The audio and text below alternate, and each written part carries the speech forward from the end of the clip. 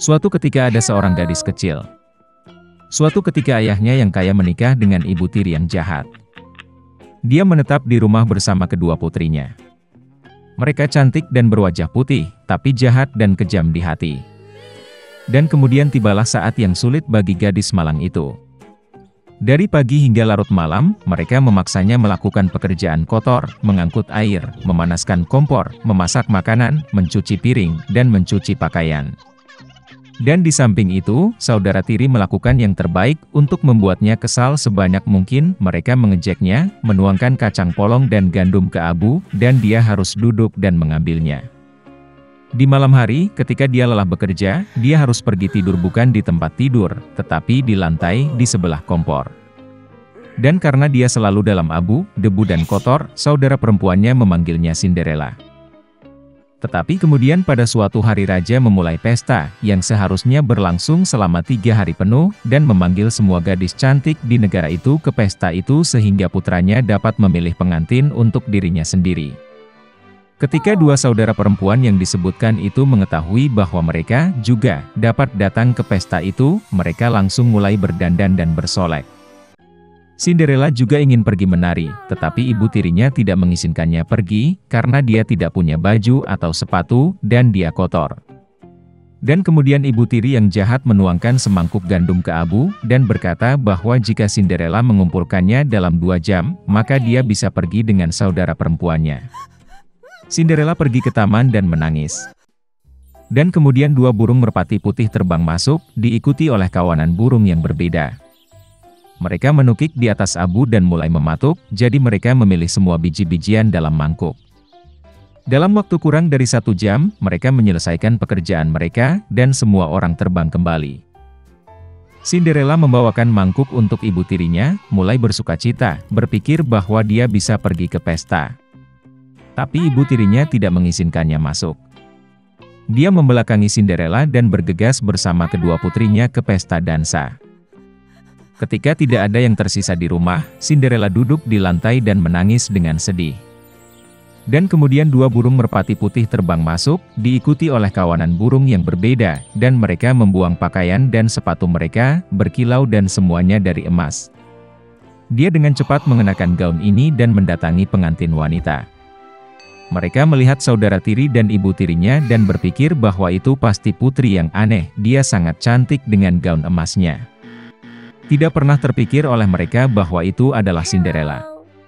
Pangeran keluar untuk menemuinya, meraih tangannya dan mereka mulai menari. Dan dia sangat menyukai Cinderella sehingga dia tidak ingin berdansa dengan gadis lain.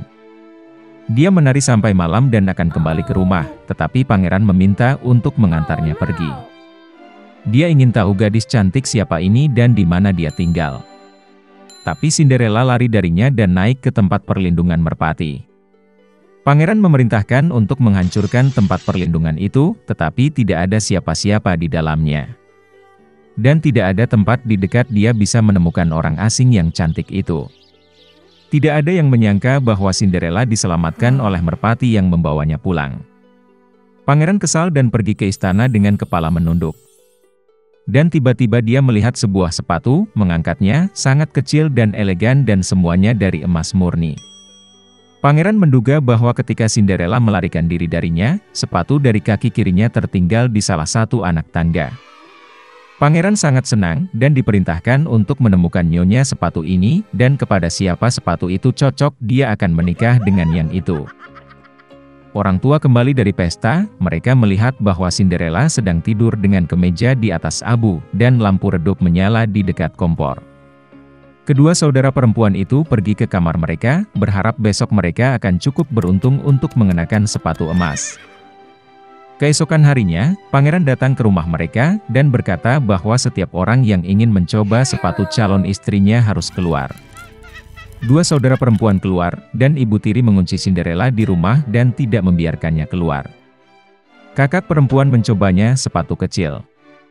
Adik perempuannya mencobanya sepatunya bagus. Pangeran hendak pergi, tetapi Cinderella keluar dari jendela dan berlari ke arahnya. Dan dia memakai sepatu, dan itu pas untuknya. Pangeran menatap matanya dan mengenali gadis cantik yang berdansa dengannya. Dia membawa Cinderella, menunggang kuda, dan pergi untuk bermain pernikahan dengannya. Dan dia memerintahkan saudara perempuan dan ibu tiri untuk dikunci di rumah mereka, dan jangan pernah membiarkan mereka keluar dari sana. Beginilah cara mereka dihukum karena kejahatan dan penipuan mereka. Di bagian laut yang paling dalam berdiri istana Raja Laut, dan dia memiliki 6 anak perempuan. Mereka bermain di taman sepanjang hari. Berbeda dengan putri lainnya, yang bungsu pendiam dan merenung. Dan namanya adalah The Little Mermaid. Yang terpenting, dia suka mendengarkan cerita tentang dunia orang. Secara tradisional, Putri Duyung hanya bisa muncul ke permukaan untuk pertama kalinya pada ulang tahun ke-16-nya. Dan sekarang saatnya melihat negeri dan putri bungsu. Dia muncul di dekat kapal, bernyanyi dan musik datang dari geladak. Ini adalah pertama kalinya sang putri melihat kapal itu. Di kabin kapal, Putri Duyung kecil melihat seorang pangeran tampan. Untuk waktu yang lama dia tidak bisa mengalihkan pandangan darinya. Tiba-tiba, badai dahsyat dimulai di laut. Kapal pangeran menabrak batu dan hancur berkeping-keping. Dalam kegelapan total, petir menyambar, dan Putri Duyung kecil melihat pangeran jatuh ke laut. Dia menyelamatkannya dengan membawanya ke darat. Segera pangeran itu ditemukan oleh seorang gadis yang lewat. Ketika dia bangun, dia tersenyum padanya dan berterima kasih padanya karena telah menyelamatkannya. Putri Duyung kecil menjadi sedih karena sang pangeran bahkan tidak tahu tentang keberadaannya. Dia menyelam ke dalam air dan berenang menjauh. Dari cerita ayahnya tentang orang-orang, Putri Duyung kecil mengetahui bahwa mereka menganggap ekor ikan Putri Duyung itu jelek. Oleh karena itu, untuk menyenangkan seseorang, seseorang harus memperoleh 2 kaki. Keesokan harinya, Putri Duyung kecil pergi ke penyihir laut. Penyihir itu setuju untuk membuatkan ramuan untuknya yang akan mengubah ekor ikan menjadi sepasang kaki yang ramping. Kiprah sang putri akan anggun, tetapi setiap langkah yang diambilnya akan membawa rasa sakit yang tak tertahankan. Dan jika pangeran menikah dengan yang lain, Putri Duyung kecil akan berubah menjadi buih laut. Sebagai gantinya, penyihir itu ingin mengambil suaranya yang indah dari gadis itu. Sang putri siap untuk apapun untuk dekat dengan pangeran, dan dia setuju. Setelah berlayar ke istana pangeran di malam hari, Putri Duyung kecil meminum minuman ajaib. Rasa sakit yang tajam melanda dirinya dan dia pingsan. Bangun di sore hari, gadis itu melihat pangeran di depannya, dan menurunkan matanya, menemukan 2 kaki sebagai pengganti ekor ikan. Pangeran mencoba mencari tahu siapa dia dan bagaimana dia bisa sampai di sini, tetapi Putri Duyung kecil tidak dapat berbicara. Meskipun gaya berjalannya yang lapang dan tariannya yang indah, dia merasakan sakit yang luar biasa di kakinya. Sang pangeran semakin terikat pada Putri Duyung kecil, tetapi tetap memperlakukannya seperti anak kecil yang lucu. Tidak pernah terlintas dalam benaknya untuk menjadikan dia istrinya. Suatu ketika pangeran mengakui bahwa hatinya ditempati oleh orang yang telah menyelamatkannya sejak lama di pantai, dan mereka akan menikah. Putri Duyung kecil itu sangat kesal, tetapi tidak bisa mengatakan yang sebenarnya. Ketika tiba waktunya untuk pernikahan, pangeran mengundang Putri Duyung kecil untuk pergi bersama pengantin baru dalam perjalanan bulan madu. Tenda bulan madu mewah tersebar di dek kapal. Putri Duyung kecil memiliki 1 malam terakhir untuk bersama orang yang dia tinggalkan rumahnya, memberikan suaranya yang indah dan menanggung siksaan tanpa akhir setiap hari. Tapi dia bahkan tidak menyadarinya. Ketika keheningan terjadi di kapal, Putri Duyung kecil duduk di geladak dan menunggu sinar matahari pertama. Tiba-tiba, di dekat kapal, dia melihat saudara perempuannya. Mereka dengan air mata meminta penyihir untuk membantu menyelamatkan sang putri dari kematian. Penyihir itu memberi mereka pisau tajam, yang akan digunakan Putri Duyung kecil untuk menembus hati pangeran.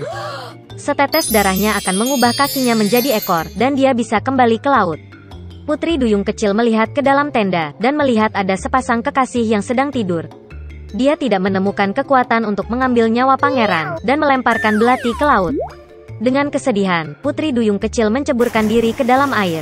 Tapi kebaikan sang putri meluluhkan hati penyihir jahat itu. Penyihir itu membatalkan mantranya, dan Putri Duyung kecil lagi-lagi memiliki ekor ikan, bukan kaki manusia.